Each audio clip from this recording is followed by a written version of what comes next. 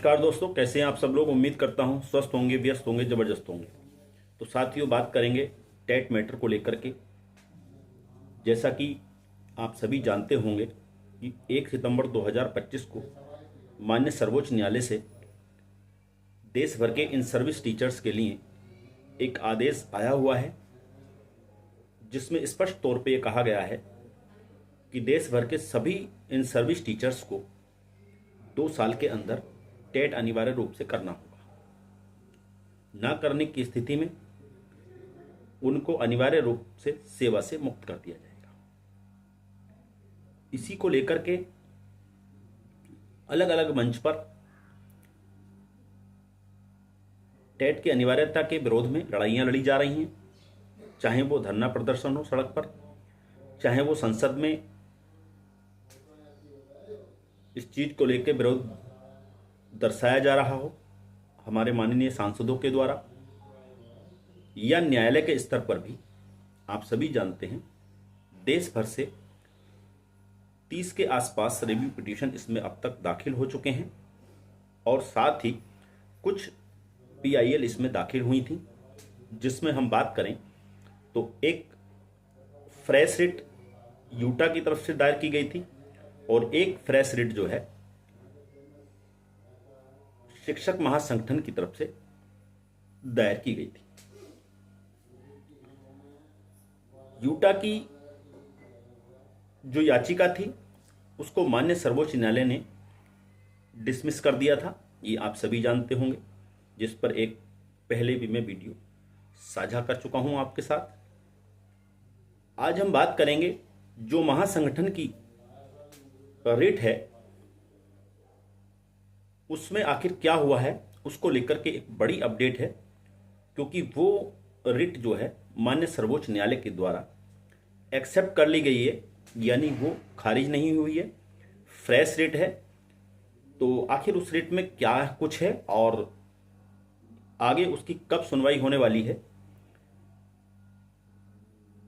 इस रिट के एक्सेप्ट होने से जो हमारे शिक्षक साथी हैं, जो टेट की अनिवार्यता को लेकर पीड़ित हैं, परेशान हैं, जिनकी आजीविका पर खतरा आ गया है, जिनकी सेवा सुरक्षा का मामला खतरे में पड़ गया है, उन लोगों को एक बड़ी उम्मीद इस रिट से है।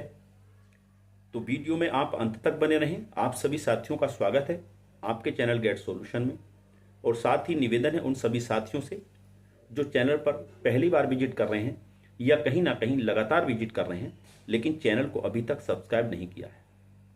तो निवेदन है चैनल को अभी के अभी आज ही दूसरे साथियों तक वीडियो को साझा करते हुए सब्सक्राइब कर लें, बेल आइकन को हिट करना बिल्कुल ना भूलें, ताकि इस संबंध में या शिक्षा जगत से जुड़ी छोटी बड़ी जो भी अपडेट हो वो आप तक समय से पहुंचती रहे। तो साथियों, जैसा कि मैंने बताया, 2 रिट याचिकाएं लगभग सेम प्रेयर के साथ, जिनमें सेम जो है ग्राउंड दिया गया था। एक यूटा की रिट थी और दूसरी महासंगठन की रिट। दोनों में ये माननीय सर्वोच्च न्यायालय से प्रेयर की गई थी कि उसमें दोनों ही याचिकाओं में जो है जो RTE एक्ट 2009 के धारा 23 के जो प्रावधान हैं उन्हीं को चैलेंज किया गया था। साथ ही जो 2017 का अमेंडमेंट है उसको भी उसमें चैलेंज किया गया। लेकिन दुर्भाग्यपूर्ण बात ये रही कि यूटा की जो तैयारी थी इस रिट को लेकर के वो बहुत बढ़िया नहीं थी, ना ही कोई बड़ा चेहरा उसमें वकील के तौर पे वहां उन्होंने उतारा था, जिस वजह से वो रिट जो है खारिज हो गई थी। लेकिन जो महासंगठन की जो रिट है वो रिट जो है माननीय सर्वोच्च न्यायालय से एक्सेप्ट कर ली गई है। उसमें भी जो है RTE एक्ट के जो धारा 23 के प्रावधान हैं, जो नियम हैं, उन्हीं को चैलेंज किया गया है, और अमेंडमेंट जो 2017 का उसको भी कहीं ना कहीं चैलेंज किया गया है।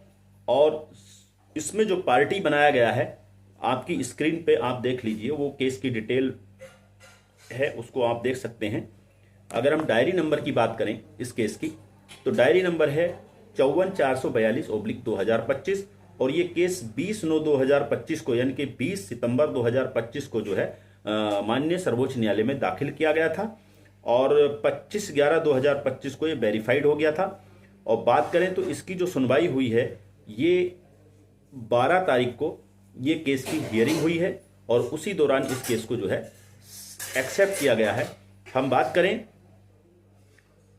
तो इसमें जो रेस्पोंडेंट बनाए हैं वो यूनियन ऑफ इंडिया को बनाया गया है, एनसीटी को बनाया गया है और महाराष्ट्र सरकार को बनाया गया है। तो इस तरीके से इन लोगों को इसमें पार्टी बनाया गया है। बात करें क्या ऑर्डर इसमें पास हुआ है उस पर भी अगर हम देखें तो ऑर्डर भी आपकी स्क्रीन पर है। शिक्षक महासंघ versus union of India and others करके ये केस है। डायरी नंबर आपको मैंने बता ही दिया 54,442। कोर्ट नंबर 2 में इसकी सुनवाई हुई और writ petition civil 1125/2025 case number की हम बात करें तो ये केस नंबर है। ऑनरेबल जस्टिस विक्रम नाथ और ऑनरेबल जस्टिस संदीप मेहता जी की कोर्ट में इस मामले की सुनवाई हुई है और इसमें ऑर्डर क्या पास आउट हुआ है। For respondent upon hearing the council the court made the following order issued notice, यानी कि जो रेस्पोंडेंट हैं उनको जो है नोटिस इश्यू कर दिया गया है और tag with civil appeal number 1385/2025 and connected cases, यानी कि इस केस को जो 1385/2025 केस है जिसमें 1 सितंबर 2025 का जो माननीय सर्वोच्च न्यायालय का ऑर्डर आया हुआ है उसी केस के साथ इसको टैग कर दिया गया है। उस केस में और भी याचिकाएं टैग हैं, उन्हीं के साथ अब इनको भी सुना जाएगा, इस केस को भी सुना जाएगा। तो मान के चलते हैं कि ये केस भी अब जो है कि हो सकता है उसी बेंच में सुना जाए जिस बेंच ने 1 सितंबर 2025 का निर्णय पारित किया है, यानी कि टेट की अनिवार्यता को लेकर जो 1 सितंबर 2025 का जो ऑर्डर आया है दत्ता जी की और मसीह साहब की बेंच में जो ऑर्डर आया है, शायद हो सकता है कि ऑनरेबल दत्ता जी की बेंच में ही ये मामला अब सुना जाए, क्योंकि इस केस को 1385/2025 वाले केस में टैग कर दिया गया है। अब इसकी जो अगली सुनवाई होनी है वो 30 जनवरी को होनी है, क्योंकि जाहिर सी बात है अब शीतकालीन अवकाश शुरू हो जाएगा माननीय सर्वोच्च न्यायालय में। तो शीतकालीन अवकाश के बाद जब कोर्ट खुलेगी तो उसके बाद ही इस मामले को 30/1/2026 को सुना जाना निर्धारित हुआ है। तो ये अपने आप में बड़ी बात है कि केस को एक्सेप्ट कर लिया गया है और जो रेस्पोंडेंट हैं यूनियन ऑफ इंडिया, एनसीटी या अदर दूसरे जो भी रेस्पोंडेंट इसमें जिनको पार्टी बनाया गया, उन सभी को जो है माननीय सर्वोच्च न्यायालय ने जवाबी नोटिस दाखिल कर दिया है कि आप जो है इस मामले में जवाब दीजिए। तो 30 जनवरी तक उन्हें अपना जो है जो नोटिस है उसका जवाब भी सबमिशन करना होगा।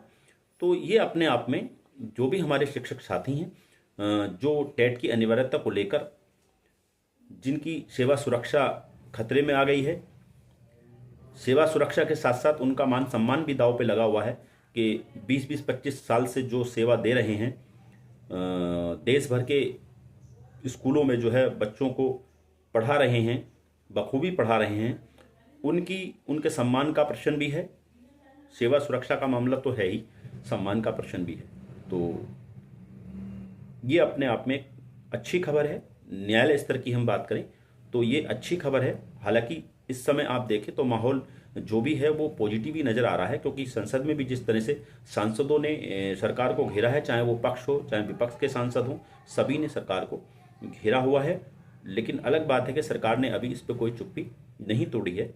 ये जबकि जो है माननीय शिक्षा मंत्री धर्मेंद्र सिंह प्रधान जी के द्वारा जो है लगातार जो है शिक्षक नेताओं को आश्वासन दिया जा रहा है कि हम शिक्षकों के साथ कोई अन्याय नहीं होने देंगे, इसका हम कोई ना कोई हल रास्ता जरूर निकाल लेंगे। तो साथियों, चीज़ें पॉजिटिव हो रही हैं, आशा बिल्कुल ना छोड़ें।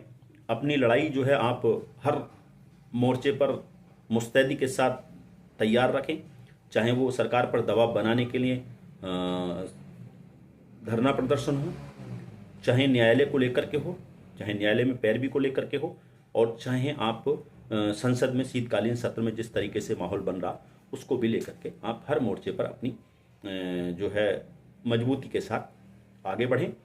सफलता आपको जरूर मिलेगी, ऐसी हमारी उम्मीद है। लेकिन एक बात जरूर कहूँगा, सरकारों के भरोसे आप बिल्कुल ना रहें। आप देख ही रहें, रिव्यू पिटीशन जितने भी लगे हैं उनमें, जितने भी सरकारों के द्वारा रिव्यू पिटीशन लगे हैं वो अभी तक जो है उनमें बहुत सारे रिव्यू पिटीशन अभी ऐसे हैं जिनमें अभी डिफेक्ट्स फ्री नहीं हुए हैं। माननीय सर्वोच्च न्यायालय की तरफ से जब कोई केस दायर माननीय सर्वोच्च न्यायालय में जब कोई केस दायर किया जाता है, चाहे वो रिव्यू हो चाहे फ्रेश रिट हो, उसमें डिफेक्ट अगर रहते हैं तो उन डिफेक्ट को फ्री करने के लिए 90 दिन का टाइम दिया जाता है। बीच में लगातार चीज़ें आई कि जो उत्तर प्रदेश की याचिका है वो सब डिसमिस हो गई और उसमें रिटर्न कर दी है वो याचिका, द्वारा याचिका गई है। ऐसा कुछ नहीं हुआ था, केवल उसमें डिफेक्ट थे। उस डिफेक्ट को दूर करने के लिए उत्तर प्रदेश सरकार की जो एडवोकेट थे उनको जो है नोटिस इशू किया गया था कि आप ये डिफेक्ट्स फ्री कराएं।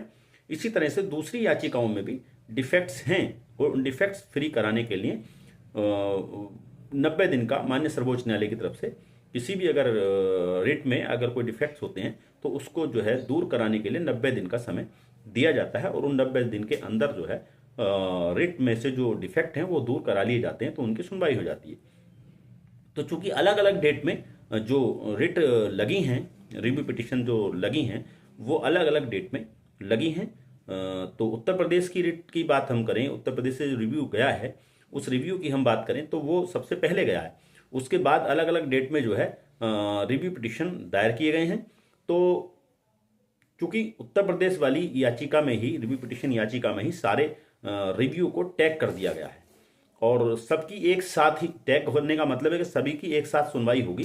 तो जितने भी रिव्यू पिटीशन है जब तक उनके जो डिफेक्ट्स हैं वो दूर नहीं हो जाते तब तक जो है रिव्यू पिटीशन में सुनवाई होने की कोई गुंजाइश नज़र नहीं आती। तो हालांकि अब हाल फिलहाल में दिसंबर की हम बात करें तो रिव्यू पिटीशन में कोई डेट मिलने की आप मान के लो कोई कहीं से कहीं तक गुंजाइश नहीं नजर आती। अब जो भी डेट मिलेंगी वो आप समझिए शीतकालीन अवकाश के बाद ही मिलेंगी। लेकिन आप ये मान के चलो कि जो केस ये एक्सेप्ट हुआ है इसमें काफ़ी गुंजाइश है, इसमें बड़े स्तर पर बहस की जा सकती है, चीज़ों को रखा जा सकता है विस्तार तरीके से। तो उम्मीद करेंगे कि जैसा पॉजिटिव चल रहा है इस तरह से ही चलता रहे और बहुत जल्दी आपको जो है टेट रूपी इस भयंकर जो बीमारी कहें, समस्या कहें, इससे मुक्ति मिले, ऐसी हमारी कामना है। आगे टेट मैटर को लेकर कोई भी अगर नया इम्प्रूवमेंट होगा, कोई अपडेट होगी, उसको लेकर के फिर आपके बीच उपस्थित रहेंगे। तब तक के लिए साथियों मस्त रहिए, स्वस्थ रहिए। धन्यवाद। आपका दिन बहुत बहुत शुभ।